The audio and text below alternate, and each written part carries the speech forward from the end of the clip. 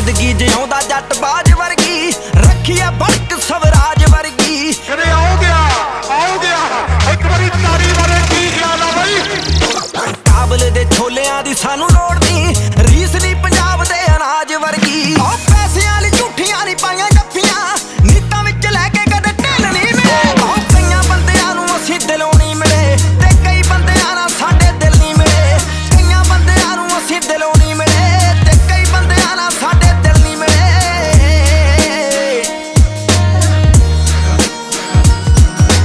What is this, bro? Are you serious, bro?